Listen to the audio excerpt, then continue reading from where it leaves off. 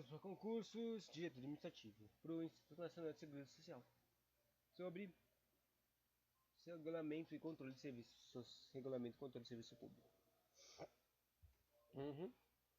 Se o serviço é público ou de utilidade pública, quem disciplina tanto regulamentando é a forma e meio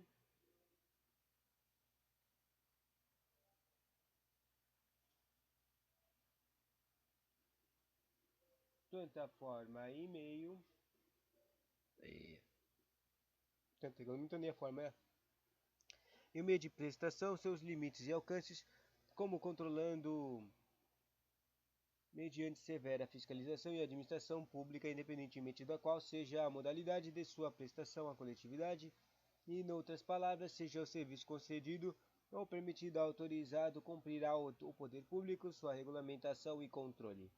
Pondera o inesquecível Lopes Meireles, dizendo: o fim princípio do serviço público ou de utilidade pública, como o próprio nome está a indicar, é servir o público. É, secundariamente, produzir renda a quem o explora. Daí decorre o dever de indisciplinável de o concedente regularmente fiscalizar e intervir no serviço concedido, sempre que não estiver sendo prestado a contendo do público a que é destinado. Os tempos atuais vêm demonstrando que os cofres públicos não dispõem de recursos para custear todas suas obrigações. Os serviços públicos não atendem satisfatoriamente a população e é proporcional ao baixíssimo salário do funcionalismo.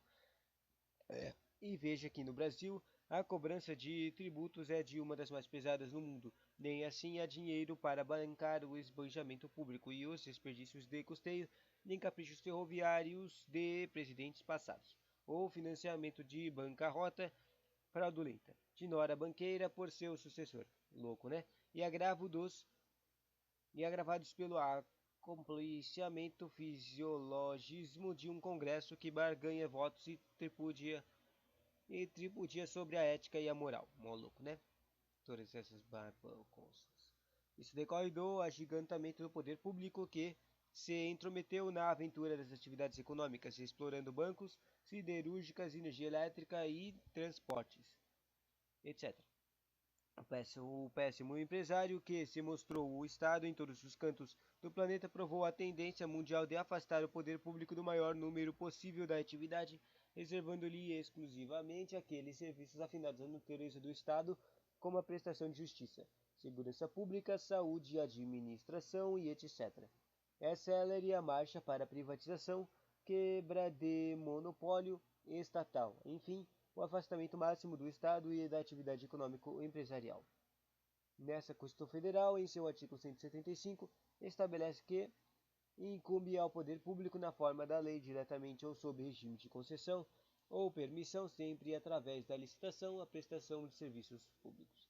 E obrigou a edição de uma lei expondo sobre o regime de empresas concessionárias e permissionárias de serviços públicos e o caráter especial de seu contrato e de sua prerrogação, bem como as condições de caducidade, fiscalização, rescisão da concessão ou permissão, caducidade, fiscalização, rescisão ou permissão, sobre os direitos dos usuários,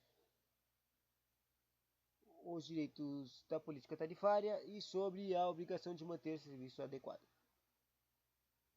Interessante esse último aqui. Foi, então, editada a Lei 8.987. O que ela faz, hein? Para atender aquele mandamento constitucional e traçou um moderno perfil do serviço público no Brasil, sujeitando as concessões, permissões, à severa fiscalização do poder público, concedendo ao serviço que para isso contará com a cooperação dos usuários. A lei de autoria do ente senador Fernando Henrique Cardoso, famoso cara, estabelece um novo regime para as concessões de serviço público e busca dar maior flexibilidade para que o poder público possa entregar alguns serviços públicos às empresas privadas. Assim, estimula-se a produção de nova atividade privada, criação de empregos e o poder público fica liberado de mais essa obrigação pública. A expectativa é de que a população se beneficie, porquanto a empresa particular cobrará uma justa tarifa e executará o serviço com melhor qualidade que o poder público, que se limitará a fiscalizar e garantir a boa prestação do serviço. Tan, tan, tan. É isso que já acontece, por exemplo, com os transportes urbanos, com os serviços funerários e com a energia elétrica. Essa coisa de perspectiva da população contra a mão limite e fiscalização que é necessário para garantir a boa prestação.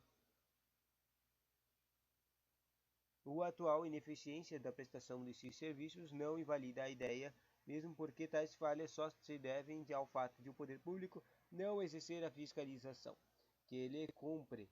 Abre-se agora, porém, a perspectiva que o usuário participar dessa fiscalização, auxiliando o controle do poder público sobre o concessionário ou permissionário. Sobre a efetividade dessa contribuição fiscalizadora dos usuários, Carlos Coelho Mota disse: observou que é cada vez mais frequente em textos legislativos a menção de participação popular no controle da administração, embora a eficácia dessa participação esteja ainda condicionada ao desenvolvimento de fórmulas e métodos mais concretos e realistas para o seu exercício. Isso é sobre eficácia, né? Não é não é demasiada ainda a observação de que agora se institucionalizou exemplo, a obrigatoriedade de o serviço concedido ou permitido seja adequado